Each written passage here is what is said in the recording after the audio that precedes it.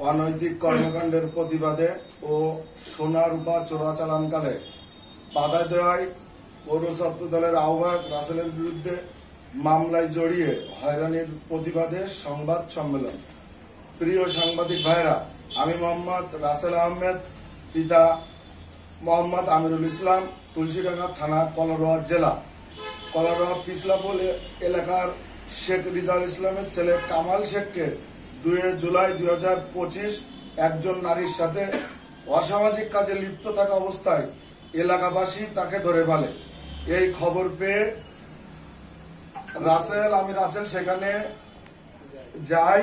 তখন কামালের কাছে একাধিক সন্দেহজনক মোবাইল ফোন দেখতে পেয়ে তিনি তা ফোন চেক করে সোনা পাচারের তথ্য পায় এবং বিষয়টি পুলিশকে জানানোর প্রস্তুতি নিচ্ছিলাম।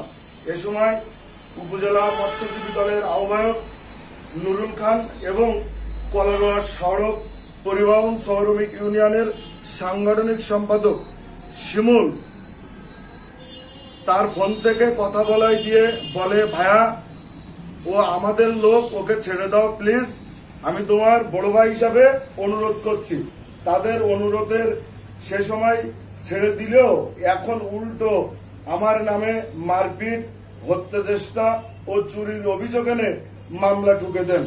অথচ ওই কামাল শেখ বিগত ফ্যাসিস্ট শেখ হাসিনা সরকারের আমলে আওয়ামী লীগ নেতা পরিচয়ে অবৈধ সোনা রূপা চোরাচালান সহ এলাকায় বিভিন্ন অনৈতিক কাজে জড়িত ছিল। চোরাচালানের ঘটনায় বিভিন্ন খাতে প্ররোচিত করতে এবং প্রতিশোধ নিতে কামাল শেখ মিথ্যা মামলা দায়ের করেছেন। প্রিয় সাংবাদিক ভাইরা, 2010 সাল থেকে ছাত্র দলের রাজনীতি শুরু করে বর্তমান পৌর ছাত্র দলের আহ্বায়ক হিসেবে দায়িত্ব পালন করছি। আমি কলারোয়া পৌর সদরের 2 নম্বর ওয়ার্ড ছাত্র দলের সাংগঠনিক সম্পাদক, পরে আমানুল্লাহ কলেজ ছাত্র দলের নির্বাচিত সাধারণ সম্পাদক হই। এই দীর্ঘ সময়ে ফ্যাসিস্ট শেখ হাসিনা বিরুদ্ধে আওয়ামী লীগের সরকারের আমলে 13টি মিথ্যা মামলা দিয়েছে, নির্যাতন করেছে, হয়রানি করেছে, বাড়ি ছাড়তে বাধ্য করেছে, 3 বার জেল কেটেছি। 5 আগস্টের পরেও আমার বিরুদ্ধে মিথ্যা মামলা হয়েছে, হয়রানি হচ্ছে। অন্যায়ের প্রতিবাদ করতে গিয়ে এখন ষড়যন্ত্রের শিকার হতে হচ্ছে।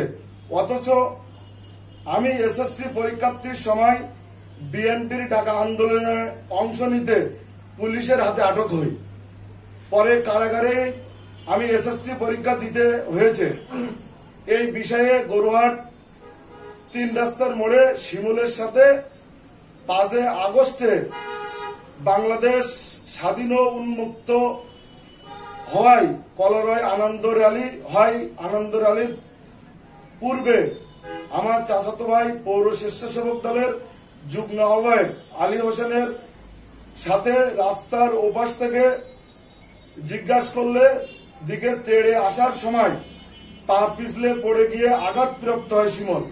এ ঘটনায় আবারও মিথ্যা মামলা দায়ের করেছে শিমুলের ব্যবসায়িক পার্টনার বিশিষ্ট চোরা কারবারি নুরুল। এছাড়াও আমাকে সামাজিক ও রাজনৈতিক হেয় প্রতিপন্ন করতে নানা চক্রান্ত অব্যাহত রেখেছে। এই চোরা কারবারি কামাল শেখ প্রকাশ্য বলে 50 কেজি সোনা বা রূপা পারবে না। প্রিয় সাংবাদিক বন্ধুগণ, আমার প্রশ্ন হলো এটাই, বাংলাদেশে প্রশ্ন থেকে যায়। এই ঘটনাকে কেন্দ্র করে এলাকায় চাঞ্চল্য সৃষ্টি হয়েছে। একজন ছাত্র নেতাকে এভাবে মিথ্যা মামলায় জড়িয়ে হয়রানি করা হলে নেতাকর্মী হতাশ হয়ে পড়বে।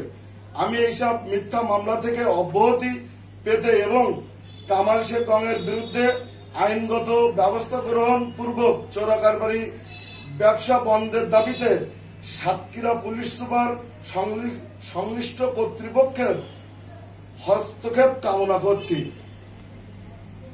আসসালামু আলাইকুম।